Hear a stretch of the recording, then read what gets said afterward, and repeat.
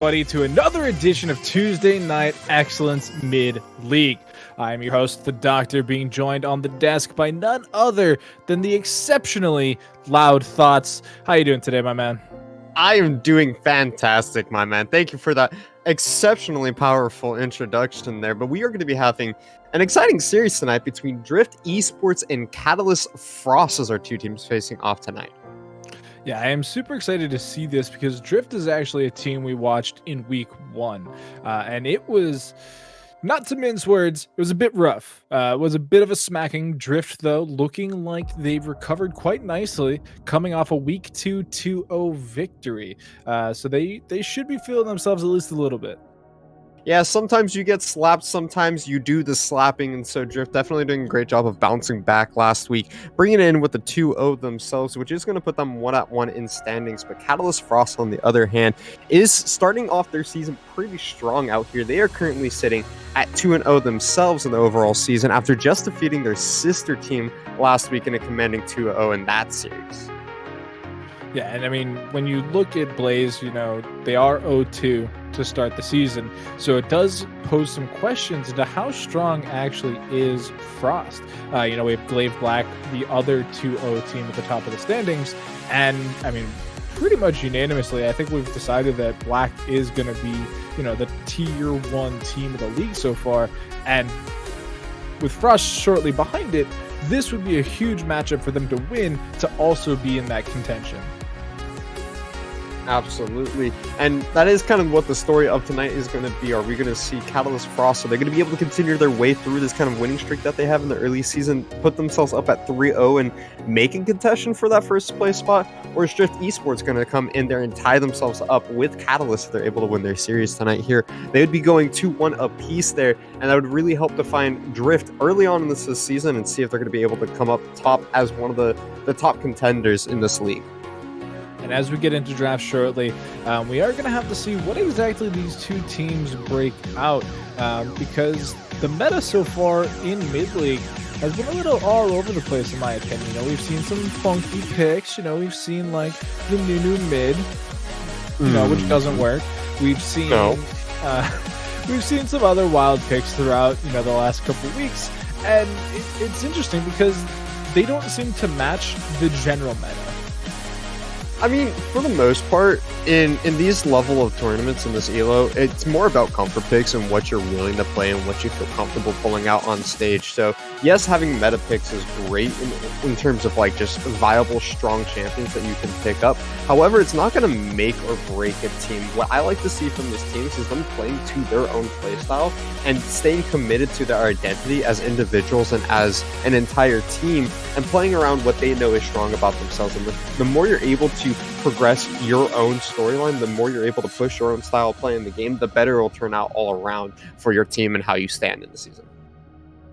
Yeah, and even if you do try and push your own narrative, it can kind of be the narrative of what everyone else is doing, right? Like, we see this in professional League of Legends where there are still teams that are hunkering towards, this scale for late game, better team fight wins type of mentality. And yet we don't really seem to be in that stage of League of Legends anymore. And, as we wind down the season and, prepare for what is probably going to be known as Item Apocalypse, we're starting to get a little bit crazier with what we're playing with right now. Like, we have Samira, who is just tearing through the league right now.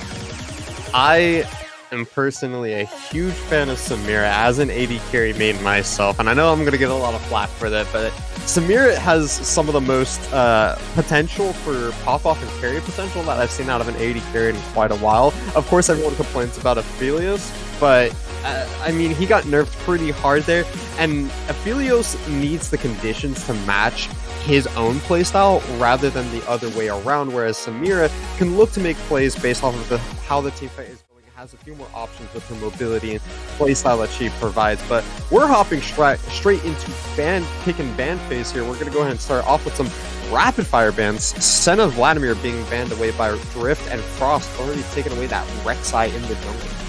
Now, is this Vlad banners only, or is this Drift Esports? Like, what are we actually seeing here at Poland? Well, they just went right through the ban phase. They are not playing around. Double gunslingers being banned away from Frost. And who else is left in the jungle? It's Lilia. Yeah, I mean, that's going to be such a powerful pickup for Drift here. Lilia providing an AP source from the jungle means that you can flex around what you want to pick up in the mid lane or in the top side of the map here. You have a few different options, and just their long range engage potential using the sleep, using the swirl seed to harass out opponents is such a fantastic tool for Drift to take advantage of. Does look like it's going to be the Centaur matchup here, as Hecarim is going to get locked in on the other side though for Frost, another super powerful jungler at the moment. So I've seen this matchup a couple times, and I feel kind of bad about it because I just don't think Hecarim fits. Hecarim can be this very feast or famine style champion who, if you don't get enough items, you're just not really useful to the team. And Lily is so good at harassing junglers and taking over their jungle as long as they have lane priority, mind you. So as we look through the next couple picks, I want to see them pick some really strong top mid solo laners to get that advantage. Yeah, I feel like the meta these days has been all about lane priority and scaling junglers. It seems to be how we've played the meta so far. So, Hecarim, one of those feast or famine style junglers that you're mentioning, definitely wants to pick up something like potentially a Shen is what I really do want to see here. They already picked up the Twitch as well for Frost, so being able to either play the submarine style based off of the Twitch if you can get your bot lane rolling, or if the Hecarim gets ahead early, you can start playing the dive composition using the Onslaught of Shadows alongside the Stand United, means that this Hecarim will be able to devastate the backline of Drift Esports. They are going to be locking in a recon for themselves, so a little bit more hard engage coming in by Drift as the Kaisa gets longed in. That's a pretty interesting AD carry to pick up in this meta. Yeah, I think these bot lane picks so far, the Kaisa, the Twitch, super interesting. It's not something we touched upon right away because we were focused on the jungle matchup, but Twitch, barely relevant, I think. We saw it like 2 games in Worlds and it just got like super obliterated. The Lulu combination though, so scary. Having that wild growth, the help picks, will be able to whimsy whoever the dive champion is as well, and really able to keep the Twitch in a good spot. Oh, they banned the Shen too. I love it. Yeah, you really love to see that Shen being taken away by Drift there. I would have preferred to see them pick it up here and then maybe Frost. I would have preferred to see Frost pick up the Shen over the Lulu here just so that they could double ban out top lane as well, and make a priority lane for themselves with this Shen. But instead they are going to pick up the Lulu, get that bot lane combo so they don't get pinched in the support role. Lulu is a powerful pick. We do have the rest of the bans coming through though, as Azir, Syndra, and Urgot are all going to be taken off the table here. A few target bans and a few powerful picks being taken off as well. You know what I'd really like to see? The Lulu flex, right? Like we've been hearing rumors, or at least I've been hearing rumors, of potentially Lulu top mid instead of that support role. And it started with Yone, right? Because Lulu hard counters Yone. He goes into spirit form, gets whimsied, toast. He's just useless at that point. So the Lulu solo lane thing has been itching and scratching at people's minds for a while now. And with Frost having full counter pick, I think if Drift picks like a farming tank top, I think there's potential for this to be. Never mind. Don't do it. Take the Lulu bottom lane. Oh, you don't want that. Yeah, no, you definitely don't want to try and play the Lulu into the Volibear here. You're just going to get ran down, slapped around a little bit, and sure, you could polymorph him for a few seconds, but like, is it going to be enough to deal with him?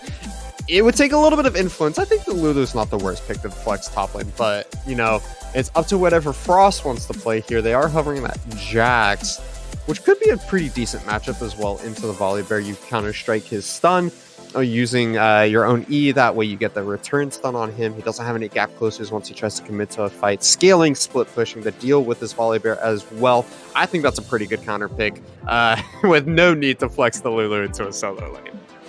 Yeah, I mean, I think the Lulu could work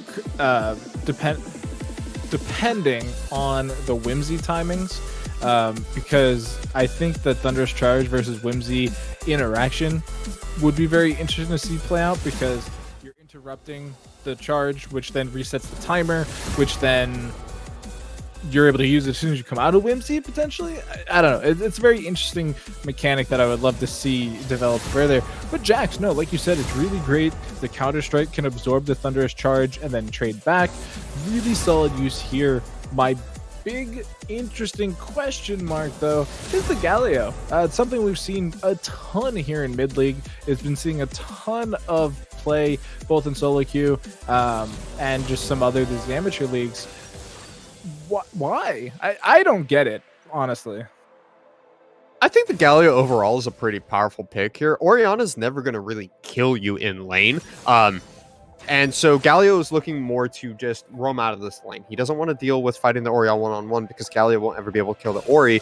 But Syndra was banned out, so you don't have the classic counter pick or the classic mid lane matchup here for the side of Drift. Instead, what you do is to say, okay, you know what, you want to play a control mage in the mid lane? Fine, I'll just shove out the wave 24/7 and then look to go towards the bottom side of the map. If we look at the match history that Drift Esports has had recently, their last week when they 2-0'd their opponents, they played through a super heavy bot style composition. In their second game, their Jhin 80 carry was 17-2. Like, this man popped off. And with the Rakan Kai'Sa, adding the Rakan ultimate with the Galio ultimate is going to perfectly set up bot lane plays and bot lane priority for Drift Esports here, so that they can continuously get this Kai'Sa fed, get her rolling, and then they're just going to run through the game from there. Yeah, Kai'Sa. Do you think the Kai'Sa Twitch matchup is good? I think I think Kai'Sa does really well into Twitch. Their build paths are going to be very different, though. And so I think at one item, Twitch does better than Kai'Sa, but before that, and at 1.5, I think Kai'Sa does better. I think that it really does depend on which one of these 80 carries can get rolling a little bit harder. For the most part, even, it might not even be that. This might be a matter of the matchup between Rakan and Lulu. If the Rakan is able to get his knockup onto Twitch and provide an avenue for Kai'Sa to get some free auto attacks down, great. But if, Kai'Sa gets polymorphed during all that, then what is the Kai'Sa going to do? Blah, blah, blah, blah, blah, blah, blah. That's one of the interesting things about bot lane, is because you have a 2-on-2 lane, it is a little bit harder to see the overall matchup and how things work out. I do think this game is going to most importantly be influenced by which one of these junglers and or mid laners are able to get their gank timers off correctly, because that seems to be just how the nature of most of these games go in general. So which one of these teams is going to win, I don't know. I think that the draft is pretty even between the both of them so far, and it's really going to come down to execution over anything else. Yeah, I'm going to give it to Drift, actually. I think they have a stronger team fight. Their split push is obviously weaker, but I think if they have the priority, they have a much better engage onto the 4v4. So I think overall Drift does have the slight edge just in what we've been seeing meta-wise. I do see your points on Frost about how they do have some things. Twitch can get a nice little flank going on and really just, be disruptive with the onslaught of shadows. But I mean, I've been leaning more towards teamfight compositions lately when I'm watching these games break down. So we'll have to see how that goes as the lock-ins are completed. We are going to kick it to a short break. Stay tuned as the Rift loads up. We are going to be having a pass over to MacDewey and Valley, who will be treating you to their melodious voices throughout the game itself. So stay tuned. You definitely don't want to miss them, and we'll be right back.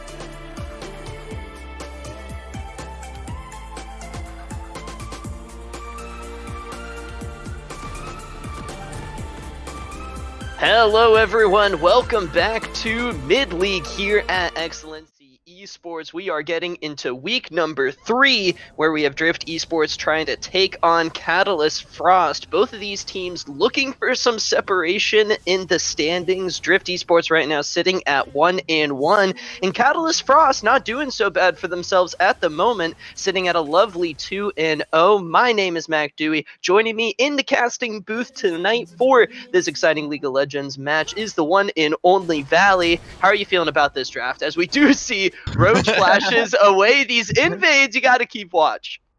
Yeah, the invades. Hey, he didn't get caught out, so the flash is going to be great for that top lane matchup. But otherwise, that's all she wrote. Doesn't die, so you like to see that at least for them. But I'm feeling pretty good about the drafts. Both teams have team fight oriented compositions with scaling on board. You know, it's exciting to see that kind of composition because I feel like a lot of times when I'm casting recently is that it's a lot of teams that want to do a lot early. They want to put in a lot of action. And while you can have early pressure, you don't have to be fighting 24/7. Yes, it might seem fun, but that's not exactly always what great League of Legends looks like.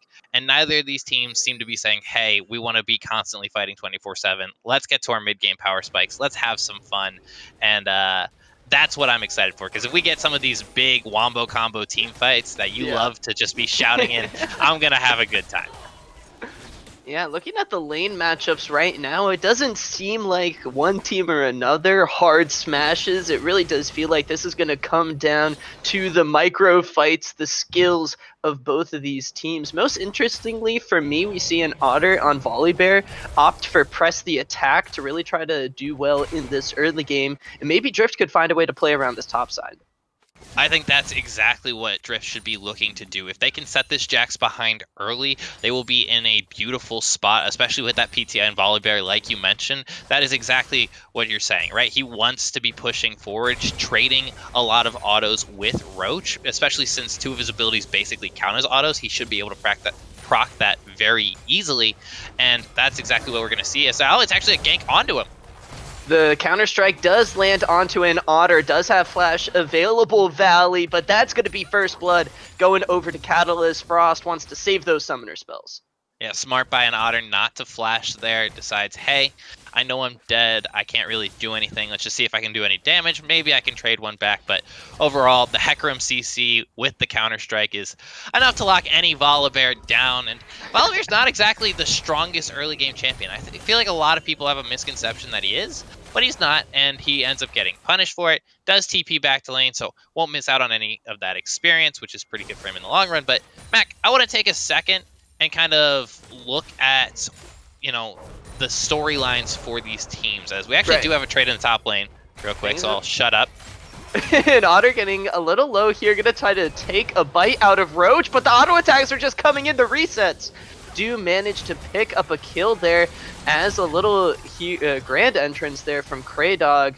Gonna let Drift Esports start trading in this bot lane, as we do see in the top lane Thracian is trying to pick up a kill here. Rava has roamed up, does have Flash available. Roach decides to play a little Leap Strike games here, but the charge is going to do the trick as Rava manages to pick up some shutdown gold. Drift does get one back, but a 2-1, excuse me, Jax this early into the game. He backs and picks up a Vamp Scepter and a blade. You know, it's a longsword. That's not going to be the best time for this team. Again, Jax scales super well. Very scary once he hits that mid to late game power spike, gets Trinity Force, etc. Just be thankful we don't have Spirit Shojin in the game anymore. Roach is potentially in trouble once again in that top lane. 3 members of Drift Esports right now sitting up in that top lane. Look at the mid lane, Valley. Look at all the CS getting thrown into that turret. And that's the sacrifice you have to make. Yeah, Galio's whole thing is push and roam, but when you're staying there to punish this Jax that got ahead early for so long, the Orianna basically picks up an over 10 CS lead on this Galio, and that's scary because she's going to be able to get back sooner, get towards that tier, get towards that stacking up and that power spike, and that an Orianna as coming online, not really being contested in the farm game, as well as a Jax that's ahead. These are 2 scaling champs that this team does not want to deal with if you're Drift Esports. Rava trying to play aggressively in the mid lane, misplaced the Trinket Ward, going to use the shield to try to get out of this gank. Red now getting Rava quite low here, going to burn the flash to get out of the gank. That was an interesting decision by Rava. He didn't have to go back in with the Justice Punch. I feel like he could have just walked back out under turret given his positioning. Instead, goes back in and then has to flash away. So a flash burn in that middle lane. He's also going to TP back, so no sums there for the Galio. And again, I want to take that moment to pause and talk about, one, the playstyles that we're seeing from both of these teams, because especially Drift, they did not have an aggressive early game playstyle in week 1 when you and I casted them. And so we're seeing a lot more proactivity out of Rava, out of the jungle to try and punish, which is something I really like. But I feel like they're also kind of pushing themselves to go this style. I feel like they have to play this style of game, because if they don't, they're going to fall behind, and they didn't know how to get back to a lead in week 1, and that cost them the series, even though it went 40 minutes. So both these teams fighting for a lot. The analyst desk talked about how, it's going to be important games for these teams to really separate themselves from the pack, but I think it's more important for Drift than it is for Catalyst. Yeah, Catalyst starting off the season hot, managed to take down their sister squad in the mid-league. Catalyst Blaze in convincing 2-0 fashion, but Drift Esports didn't do too bad for themselves last week either. Managed to pick up a 2-0 sweep as well against Glacial Rising Phoenix. The Dragon getting slightly contested by both teams, just trying to pick up some vision. A decent CS lead for the mid lane is really all we've been seeing so far. And Volatile on the Kai'Sa actually picking up a serrated Dirk early. We may start to see Drift try to transition over into the bot lane rather than keep focusing on in the top. We could see that the Serrated Dirk is actually a more common Kai'Sa build that we're seeing lately. Given the buffs she got a couple patches ago, she can get to those power spikes a little bit quicker. Those evolves given the Serrated Dirk build path into some for more normal stuff, whether that's Essence Reaver or Mana Immune. So I like this a lot from Volatile. And to go back to your point, right, before we get to maybe some of these Dragon fights, I mean, it's a hot start for Catalyst, but I was talking with Jake, our own XLNC Jake Kelton, right, on Twitter today, as there actually isn't engaged, so I'll come back to this, as this bot lane doesn't really want to do too much, it seems. Yeah, look at both junglers right now posturing around the Scuttle Crab at the moment. Thrasian level 6, but Red, seeing Red here, wants to try to pick up this kill, gonna be put to sleep for the moment. Watch out for the potential engage. Here comes Kraydog, the charge onto CE Red, Burning Catalyst low. Red. Gonna get taken down, but on the tail end, Thrasian gets taken down as well. Alex stealthed right now, not gonna get spotted. Out is level 6, lethal tempo going to proc here as well. Not gonna start unloading the spray and pray just yet. Gonna take it easy. Yeah, and that's a 1-for-1 trade, which is only going to favor Drift. Yes, they're still behind in gold, but falling behind 2-0 early, they have managed to come back into this game. They get a kill onto their Kai'Sa, they have a kill on their Galio, and that's going to mean the Kai'Sa's going to scale even faster. She's keeping up with the Twitch, she went the Serrated Dirk path, so she's going to have more power earlier because of that, and that's something that I'm excited to see. I like the idea. I will say that fight was a little bit awkward for both teams. Neither team really got priority in either lane instead of vision to be contesting around that Drake. So very interesting decisions, some macro misplays from both sides. And we see just how devastating red buff can be on Orianna, especially going into the Galio. Rava, not left with many options, is just going to have to decide to back off, as we do see the pressure for Drift Esports is being placed in the top lane. That's going to open things up around this first dragon of the game. It is going to be an Infernal, most likely getting taken down for the side of Catalyst Frost. And the Infernal goes down, but I think Drift is okay with that, right? They clearly want to play towards this top side. They don't want their Volibear to fall that far behind. He's already picked up his Sheen. He's going more of a carry build, at least initially, right? The Sheen tells me that he might be going Trinity Force. He could also go Iceborne Gauntlet, given the amount of AD on the other side. But either way, that gives a little bit more carry potential than your standard, Sunfire Cape. or standard tank item, right? So I'm excited to see where they go. I think it's fine to play towards this top side to even contest this Rift Herald, because these are the objectives that you need to get, right? This game is getting to a boiling point where at some point items are going to come online and objectives going to come up, and we're going to have a team fight, and it's going to burst the game open, right? We're going to hit these scaling points, and these teams that aren't very early game oriented are going to just have their way with the Rift at that point. Yeah, looking at some of the items right now being picked up by Catalyst Frost, when they're going to be power spiking, it's not going to be in the near future. Amanda Mune already picked up for Alex's Hypochondriac. Trading with Rava, does have the Tear of the Goddess in his inventory. Going to be looking to scale up as well. So we do see the Rift Herald used in the top lane. That's going to give turret plate and gold. I have 2 plates there. I believe there's a shared gold between an Otter and Thrasian, as Roach getting tower dove here. Oh, The Stormbringer being used, and the taunt coming in. Rava's going to help finish off Roach as 3 members of Drift Esports once again in the top lane. Don't think they're going to be able to pick up this turret valley, but a solid macro move. That is a beautifully executed dive. They allow the Volibear to take aggro, then shuts down the turret, and then there's nowhere for Jax to go. He can use Counter-Strike to avoid Volibear autos all day, but the hero's entrance is still going to knock you up. You're still going to get taunted, and he gets deleted off of the Rift. That is the types of plays we wanted to see from Drift in Week 1. Those are the types of plays I'm sure they brought to the table in Week 2, and if they keep playing like this, right, there's nobody on Twitter going to be saying, hey, it's been a 2-0 stomp every week. Even though it wasn't a stomp per se in Week 1, okay, they got 2-0'd, right? But no, it won't be a stomp. This is a team that can test. I remember saying in Week 1, this is a team that can fight for their spot, that didn't go down without a fight. They went to 40 minutes, and that can be a top-tier team if they clean up a couple of things, and that is one of those things we get to see them clean up, and I'm super excited to see where this game goes from here, because I don't know, Catalyst looking a little bit shaky. Yeah, the one stable point for them has been this Orianna. 30 CS up on Rava at the moment. It's going to be on Hypochondriac to try to scale up. Very likely going to be picking up a Seraph's Embrace first. And maybe we could even see a Luden's Echo Rabadon's type build to just try to melt through the backline. But you're going into a Galio, so that might not be the move, as Roach and Otter fighting here. Things getting quite low, just so much damage in the 1v1 for the Jax. Roach manages to come out on top.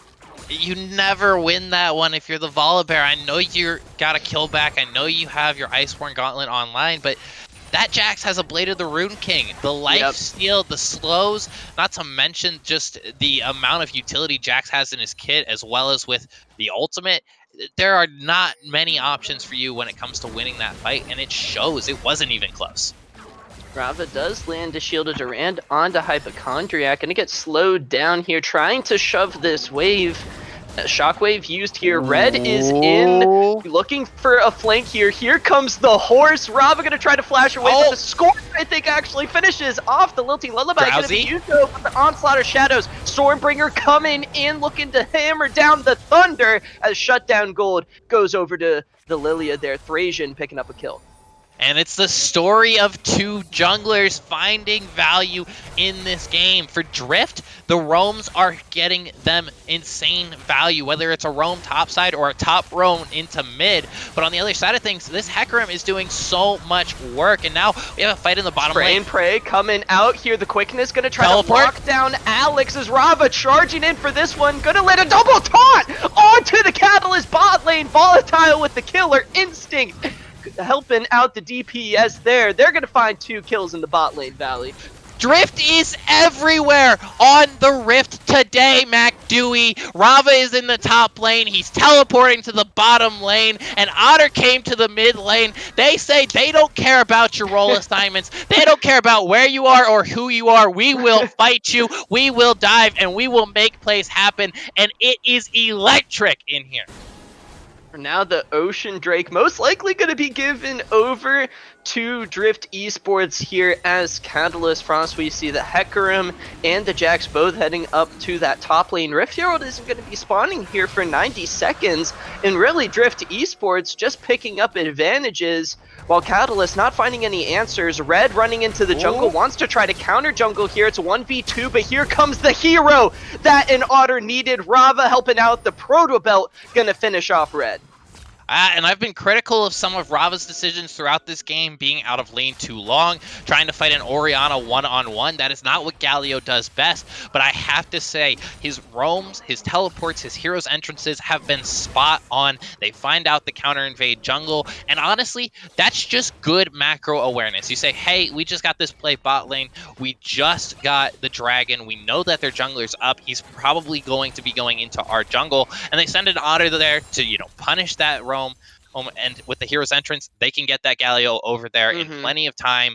It's really just well done by Drift. They seem to have a sense of what Catalyst want to do. They're tracking them. They're understanding where they need to be and when they need to be there in the game. And despite the gold discrepancy that they're down, just given, the 30 CS lead on the Orianna, it's still a very close game. And I don't feel like Catalyst has really any advantage in this game right now. The Lilia is fed, the Galio is fed, the Kai'Sa is going to have Essence Reaver soon, and now they're back onto this Lulu.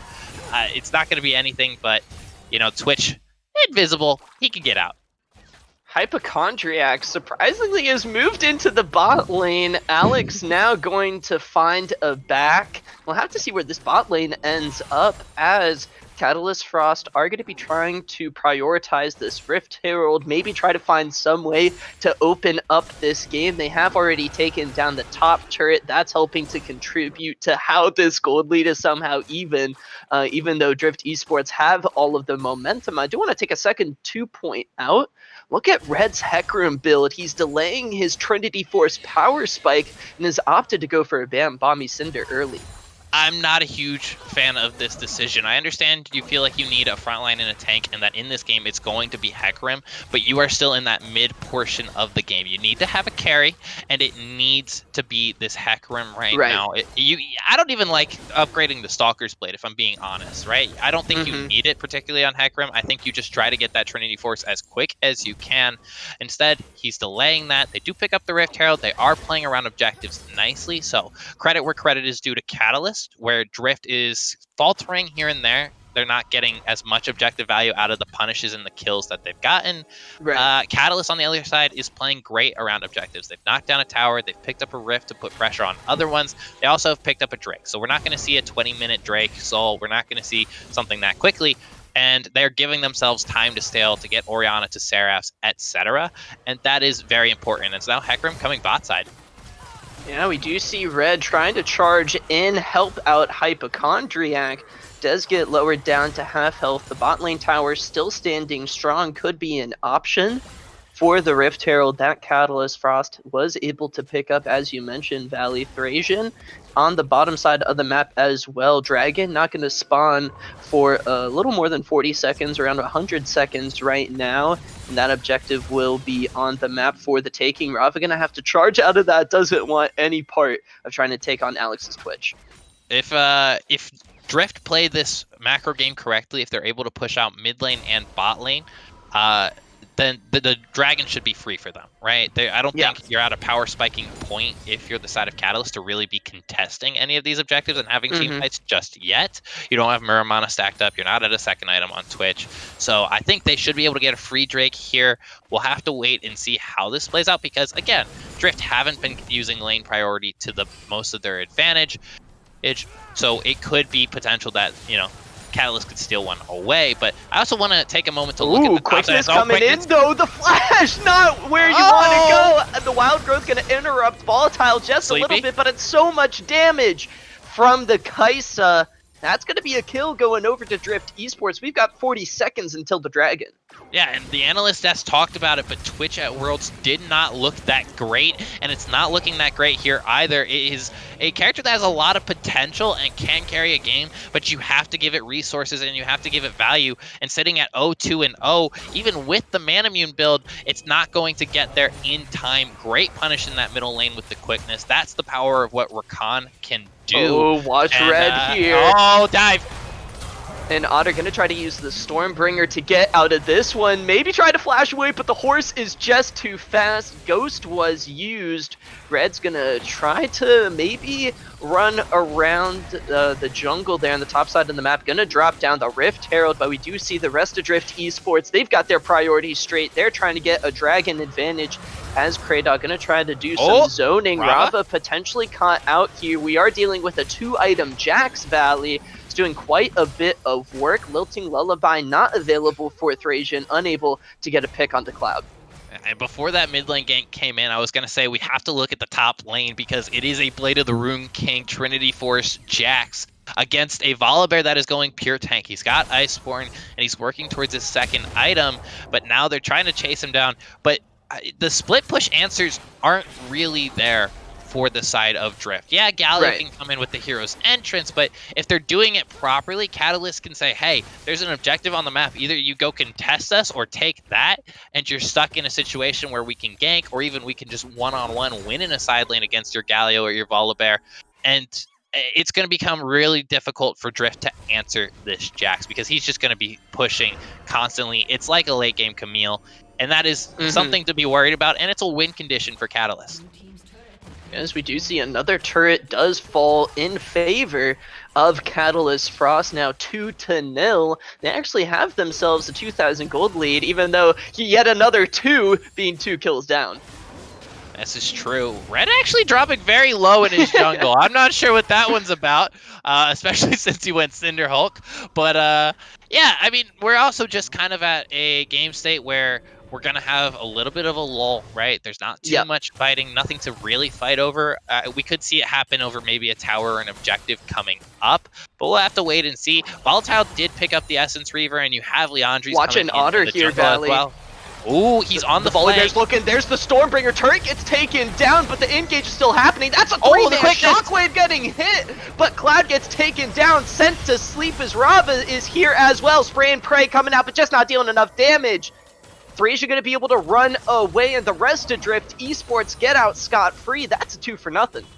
That is a 2-for-0 and a trade of turrets, and Drift will take that any day. That was what we like to call a drive-by in the business, Mac Dewey. The Volibear came from the side, he hit him with the hit and run, and they said, hey, we got what we wanted, and we left. So really well done again by Drift, but Catalyst, like we said, Jax pushing in the side lane. They knocked down a tower there. They're still in the lead as far as gold coming in. You still have Manamune stacking up for Twitch. You're almost at a Rabadon's death cap for your Orianna. So we saw the Shockwave in that fight. It did a decent amount of work. There just wasn't enough follow-up.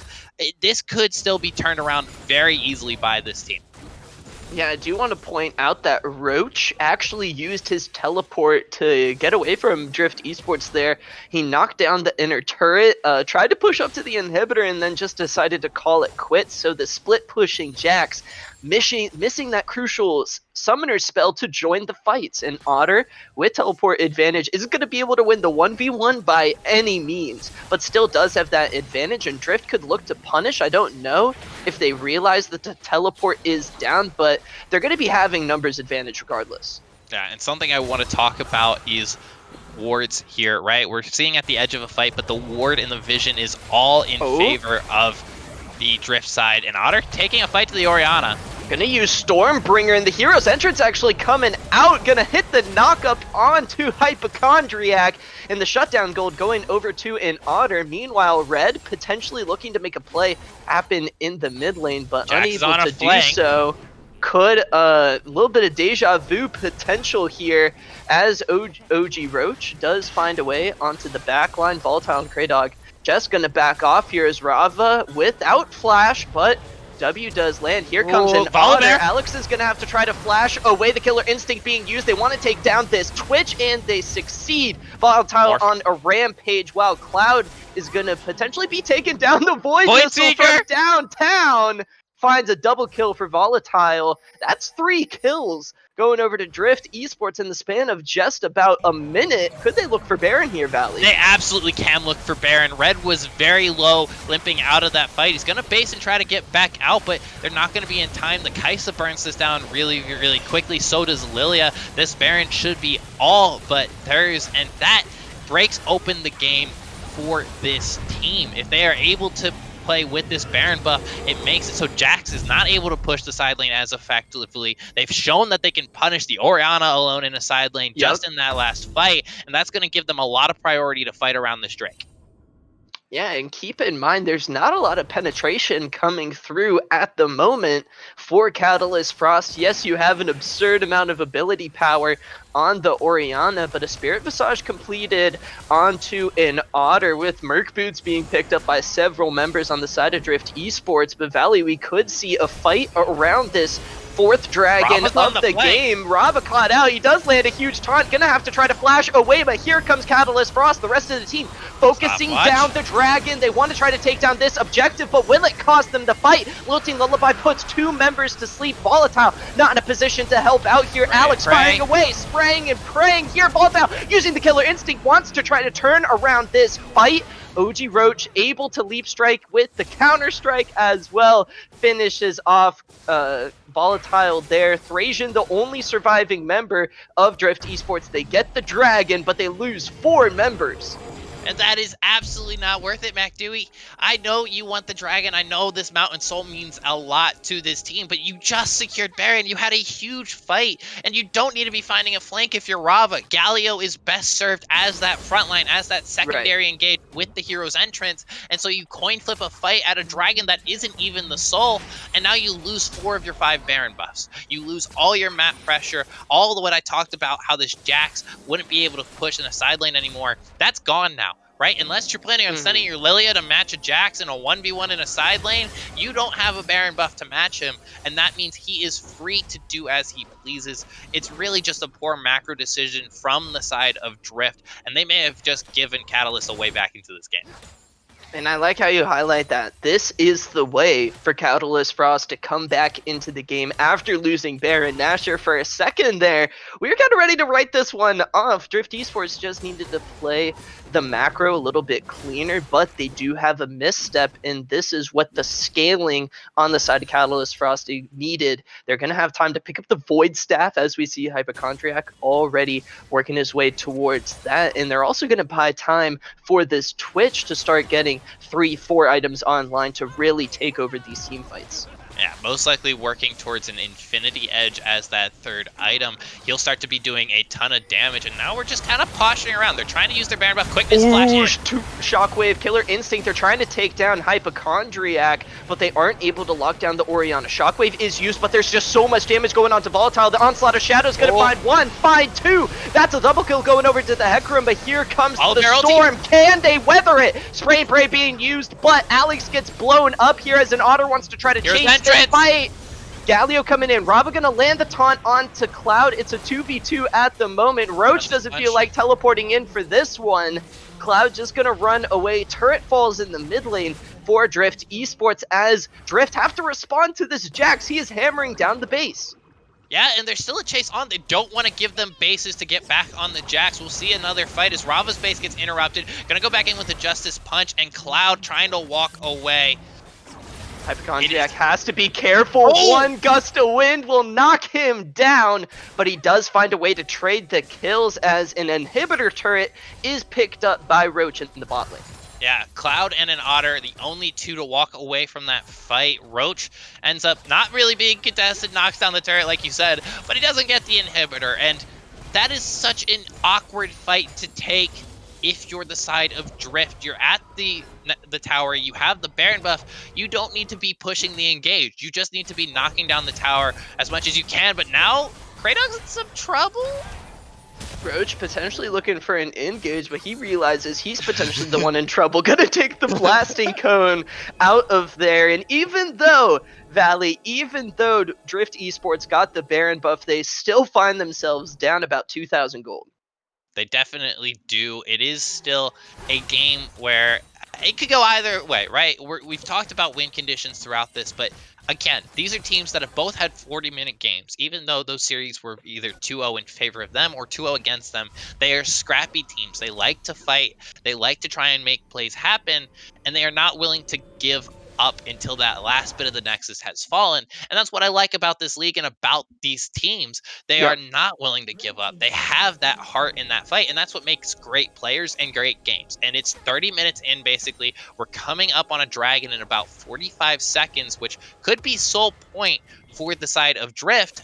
But Baron is also spawning in about a minute. So whoever wins this next fight with the items that we have online, 3 items on Kaisa, 3 items on Twitch, 3 items on Orianna, only 2 items on Galio, but 3 items on a Volibear, and 3 items on a Jax, this determines the game most likely, as Jax now may be caught out. Forward in Otter looking to try to land the stun here, but here comes the Cavalry Red charging in here, looking for a potential onslaught of shadows. There it is on 3 members. Here comes the Twitch and spray and pray. Volatile using the killer instinct in. The hero's entrance gonna knock up 2 members. OG Roach still alive, still hammering away. He's got a double kill. Can he make it? 3 Counter-Strike gonna buy him some time. Stuns 2 members, a triple kill for this Jax. Rava getting taken down. There's the ace for Catalyst Frost. They find all 5 members and they are standing strong together. They're going to be looking down to charge this base. They've got an open